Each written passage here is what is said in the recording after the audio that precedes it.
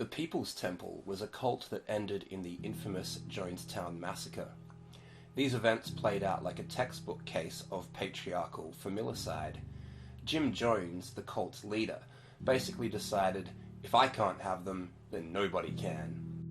The difference in this case was that his family had several hundred members. What makes this relevant to the issue of gender theism is that leftists born after the end of the Soviet Union are more prone to thinking that only conservatives, either as individuals or collectively, get sucked into delusional conspiracy theories and religious cults.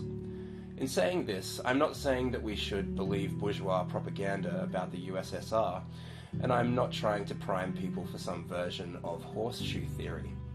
However, the fact that particular totalitarian interpretations of left-wing ideas are not technically fascism does not mean that they are not just as susceptible to hoodwinkery and co-option as any other idea. That is to say, nothing of the possibility of them just being incorrect.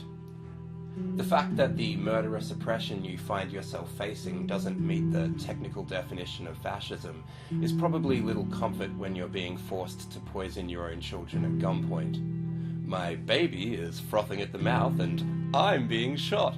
I can't believe it's not fascism. What makes the case of the People's Temple relevant to gender theism is the role that this cult played among the broader left. Lots of politicians and political figures, including Harvey Milk, gave solidarity to or worked in political alliances with Jim Jones and the People's Temple. To a politician, it was like a birthday cake times 12.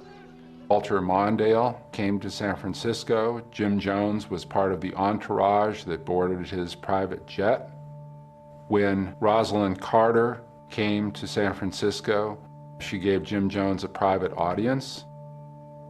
Jim Jones had political power that few people, let alone preachers, could have imagined.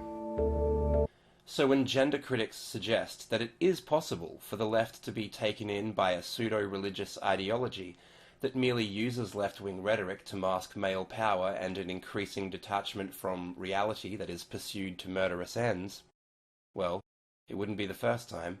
To me it seems quite clear that it's all just a little bit of history repeating.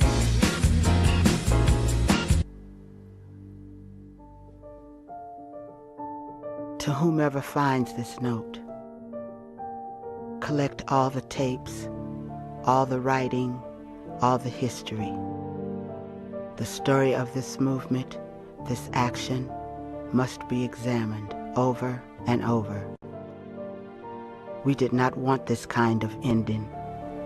We wanted to live, to shine, to bring light to a world that is dying for a little bit of love. A dog barks. The birds gather on the telephone wires. Let all the story of this People's Temple be told. Hello, family. It's such a joy and great pleasure being here because of Father's love. We are trying to make, and we are making, a place of refuge for all of you here. There's nothing at all that I have any holdings there. I do not want to go back in any way, shape, or form to the States. I love it here, and this is the place where all of you are going to be. The only way he can survive and sustain what he started is to isolate all his followers. The concerned relatives were the ex-members who wanted other family members still in the church to know they could leave. They wanted them to feel that there was an outside world, that Jones was wrong about telling people they could never leave the church and that they'd be treated badly in the real world. He was talking integration, he was talking helping people, he was talking better this and better that. What about now? What's your impression now? My impression now that those are fronts for him. I think he's gone crazy. The message of People's Temple was, no, the dream is alive.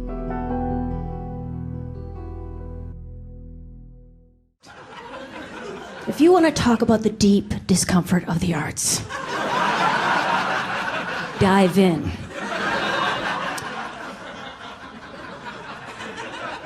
So,